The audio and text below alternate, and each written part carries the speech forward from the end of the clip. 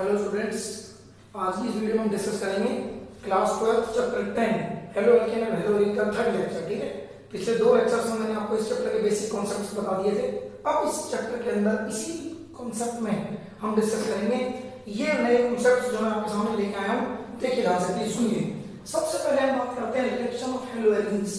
हमने पिछले स्लॉट में reactions of haloalkanes alcohols preparations के साथ अलग अलग मेथड्स नेम रिएक्शन उनको हम डिस्कस कर चुके हैं। लेकिन यहाँ एक जो इंपॉर्टेंट क्वेश्चन बनता है, ये most important exam point of view से जो आने वाला क्वेश्चन वो देखिए क्या है। वाई एराइल हैलोरीन या हेलोरीन। हेलोरीन क्या होता है?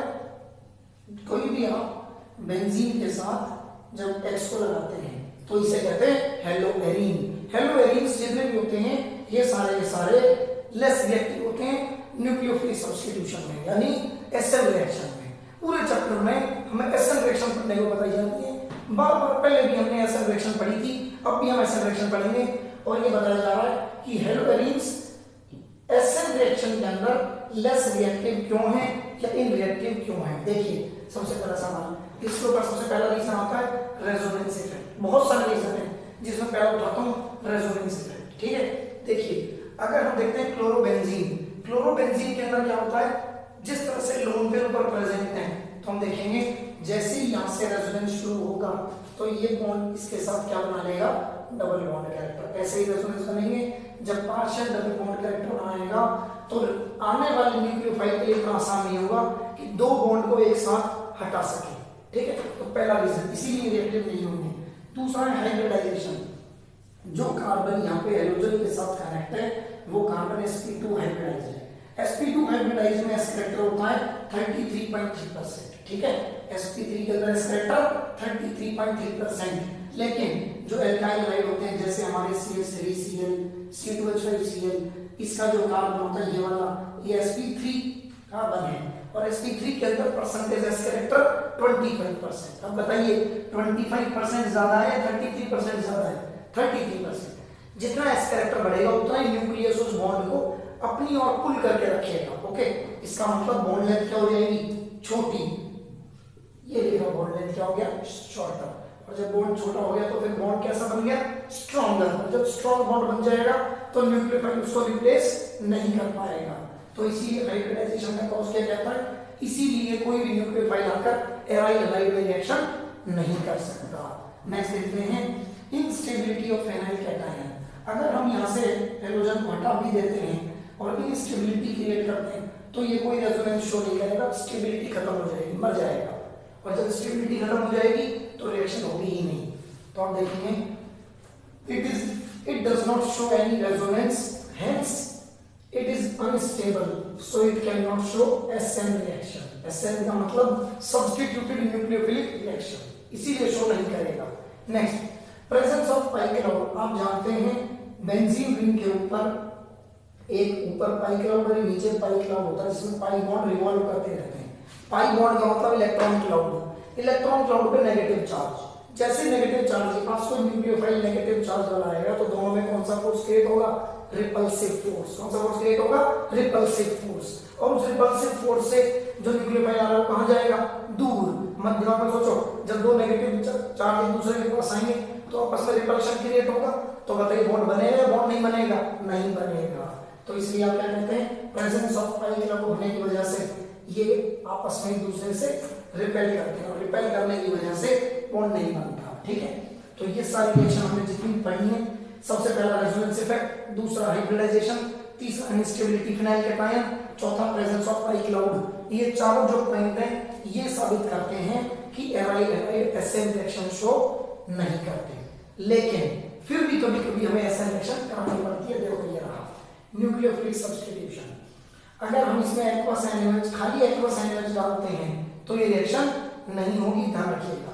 साथ में हमें ये टेम्परेचर इतना प्रेशर डालना पड़ेगा। इस रिएक्शन में आप लोग क्या जानते हो, डॉस प्रोसेस। ठीक है, डॉस प्रोसेस।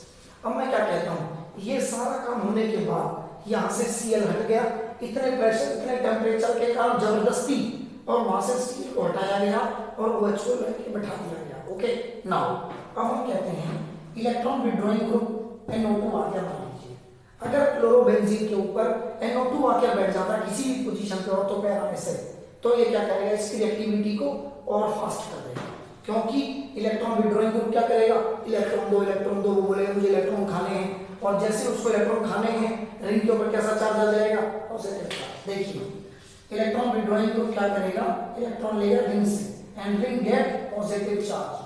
जब पॉजिटिवली चार्ज रिंग होगी तो ये न्यूक्लियोफाइल के अटैक करने के चांस और बढ़ जाएंगे और आसान हो जाएंगे और कन्वीनियंट हो जाएंगे। जहां पॉजिटिव दिखाई देगा वही न्यूक्लियोफाइल आके अपना अटैक करेगा, जैसे अटैक करेगा प्रोडक्ट बनेगा। तो आप क्या देखते हैं, देखो ये नाइट्रो जैसे यहाँ पे आया, जहां टेम्परेचर 623 था वहीं 443 में कम हो गया। नाइट्रो 2 जगह आया 368 पे कम हो गया। नाइट्रो 3 जगह आया वार्म वाटर से कम हो गया। तो आप क्या देखते जा रहे हैं, जैसे जैसे नाइट्रो ग्रुप बढ़ता जा रहा है वैसे वैसे हमें एक्स्ट्रा कंडीशन कम लगानी पड़ रही है, इजीली काम हो रहा है, क्लोरोबेंजीन के साथ OH ऐड हो रहा है। ठीक है, नेक्स्ट इलेक्ट्रोफिलिक सब्स्टिट्यूशन रिएक्शन देखते हैं क्लोरोबेंजीन में। जिस तरह न्यूक्लियोफिलिक सब्स्टिट्यूशन है ऐसे इलेक्ट्रोफिलिक सब्स्टिट्यूशन रिएक्शन भी होती है। क्लोरोबेंजीन में इलेक्ट्रोफिलिक सब्स्टिट्यूशन का मतलब है बाहर से इलेक्ट्रोफाइल आएगा और स्ट्रक्चर में से किसी पॉजिटिव चार्ज को लेकर जाएगा। ठीक है, तो देखेंगे सबसे पहले हैलोजिनेशन। क्लोरोबेंजीन कैसा है, ऑर्थो पैरा डायरेक्टिव है क्योंकि प्लस R शो करता है। ये बात आप लोगों को 11th में पता हो गई थी कि क्लोरोबेंजीन प्लस R शो करता है, जिसकी वजह से ऑर्थो पैरा पे ग्रुप बनाएगा। अब मैंने अगर Cl2 FeCl3 कर रहा है तो ये ऑर्थो पैरा पे प्रोडक्ट बने। नाइट्रेशन में concentrated HNO3 concentrated H2 sulphur कराएंगे तब भी ऑर्थो पैरा प्रोडक्ट बने। सल्फोनेशन में कंसंट्रेटेड H2 सल्फर डाला तब भी ऑर्थो पैरा पे प्रोडक्ट बने। एक बात याद रखना, पैरा वाले प्रोडक्ट सारे क्या होते हैं, मेजर होते हैं और ऑर्थो वाले माइनर, क्योंकि ऑर्थो वाले की टेंडेंसी बनने की 10% 20% ही हो पाती है। पैरा वाला स्टेबल है, अच्छा पैकिंग में है, बेस्ट क्रिस्टल फील्ड है, इसीलिए हम पैरा को मेजर मान के चलते हैं। उसके बनने के परसेंटेज रेशो भी ज्यादा निकल के आता है। ठीक है, तो ये आपका फाइनल प्रोडक्ट बन गया। मैग्नीशियम के साथ रिएक्शन मैंने दिखाई, मैंने लास्ट टाइम भी बताया था कि इसको हम कहते हैं ग्रिग्नार्ड। ओके, तो ये ग्रिग्नार्ड की जो रिएक्शन है किसी भी Cl के साथ जाकर उसको MgCl में कन्वर्ट करेगी। ठीक है, आप ये सभी लिखिए। इसके बाद आगे जो फ्रीडल क्राफ्ट एल्काइलेशन एसाइलेशन और ऐसी बहुत सारी रिएक्शंस हैं जो मैं भी आपको बताने वाला हूं, आप फटाफट इसको लिख लीजिए पूरी स्लाइड में। अगर कोई भी आपको डाउट लगता है तो मेरे से नीचे कमेंट बॉक्स में निशान लगा कर मार्क करके नीचे आप डाल देते हैं। मैं सारे कमेंट पढ़ता हूं, जब देखता हूं तब मैं आपको आंसर जरूर दूंगा और डिस्क्रिप्शन में इनके जितने भी एक्स्ट्रा असाइनमेंट्स हैं वो मैं आपको डालूंगा, तो आप उन्हें करते रहिए। इसके साथ साथ ही जब हम आगे चलेंगे तो हमारी और इसी तरह से प्रैक्टिस बढ़ती चली जाएगी। आप एक काम करिए, फटाफट इसको आप समझ लीजिए, देखिए, फिर मैं आगे नेक्स्ट दिखाता हूं। ठीक है, शुरू कीजिए प्लीज।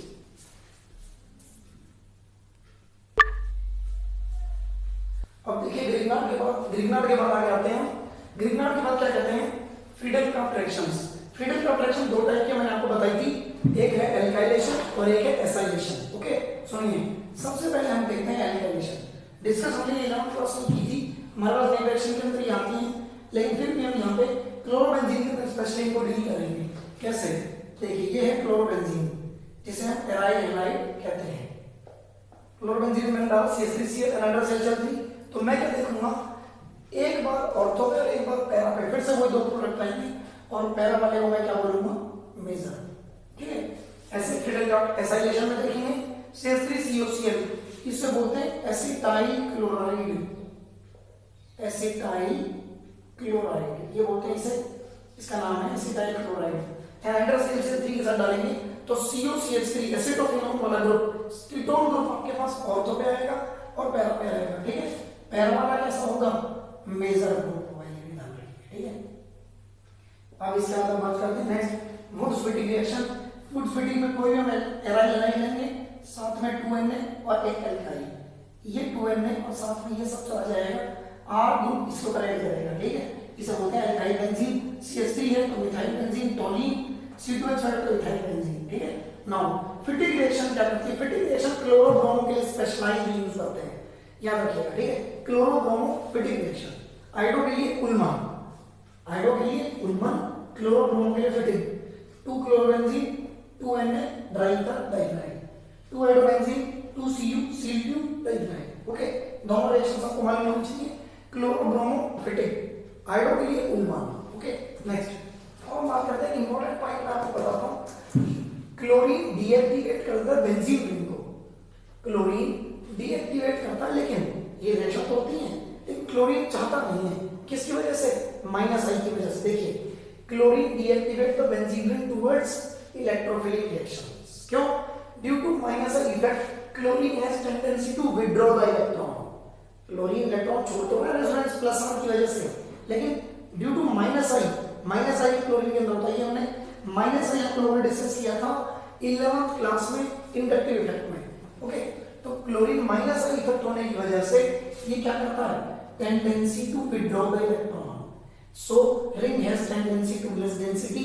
और इसका मतलब जब उसकी डेंसिटी कम हो जाती है तो इसका मतलब ये डीएक्टिवेट होने लग जाती है अपने आप, क्योंकि जहां इलेक्ट्रॉन कम होंगे वहां इलेक्ट्रोफाइल आकर नेचुरल में कम गिरेगा, ना ज्यादा इलेक्ट्रॉन दिखेंगे, नेगेटिव टेंडेंसी ज्यादा दिखेगी, वहीं पे इलेक्ट्रोफाइल तेजी से आएगा।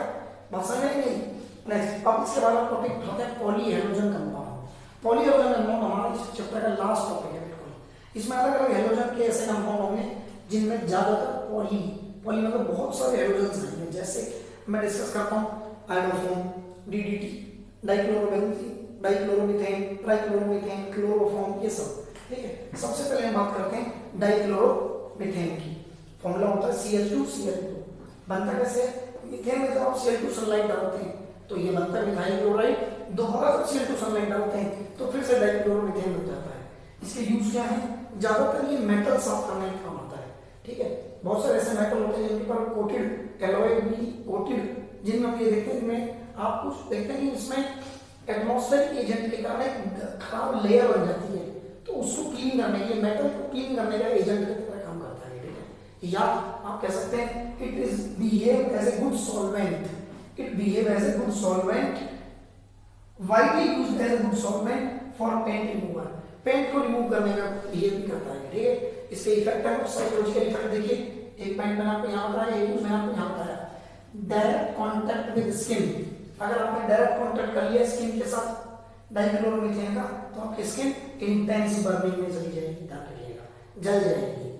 डायरेक्ट कांटेक्ट विद आई, अगर आपके अंदर डायरेक्ट गलती से गिर गया तो it cause burn your cornea, आपके कॉर्निया जला देगा उसी टाइम। ओके, हायर लेवल अगर ये है तो ये नोसिया, डिजीनेस, स्किन प्रॉब्लम, इस तरह के प्रॉब्लम क्रिएट करता है। ठीक है, दैट मींस ह्यूमन नेचर के लिए, ह्यूमन बॉडी के लिए ये नुकसानदायक है। अगर आप इसे यूज करते हैं तो बहुत ही सेफ साइड, ग्लव्स पहनकर, मास्क लगाकर, पूरा कैप होकर तब आप इसे यूज करें, ताकि आपकी आईज में या ब्रीथिंग के साथ आपकी बॉडी में अंदर इनटेक ना लिया जा सके। ओके, नेक्स्ट क्लोरोफॉर्म की बात करते हैं। क्लोरोफॉर्म क्या चीज है? क्लोरोफॉर्म हम पढ़ते थे, ओ भाई इसने क्लोरोफॉर्म सुनते बेहोश हो गया। ठीक है, वही चीज क्लोरोफॉर्म है। बनता कैसे? मीथेन में 3 मोल डालेंगे Cl2 सनलाइट के तो बनेगा क्लोरोफॉर्म। क्लोरोफॉर्म का यूपीएससी नेम क्या है? 111, यूपीएससी नेम बता रहा हूं, सुनिए, 111 ट्राइक्लोरोमीथेन। ओके, इसका नाम है 111 ट्राइक्लोरोमीथेन, ये इसका यूपीएससी नेम। ठीक है, डिस्कस करते हैं और देखते हैं। अब देखिए नेक्स्ट, स्लोली ऑक्सीडाइजिंग एयर, धीरे धीरे एयर के साथ ऑक्सीडाइज होता है, धीरे धीरे और एयर के साथ बढ़ता है, ऑक्सीडाइज होता है और एक पॉइजनस गैस बनाता है, फॉस्जीन, जिसे हम कहते हैं कार्बोनिल क्लोराइड, COCl2। देखिए ये ना क्लोरोफॉर्म एक साथ ऐड करके क्या बनाएगा? फॉस्जीन।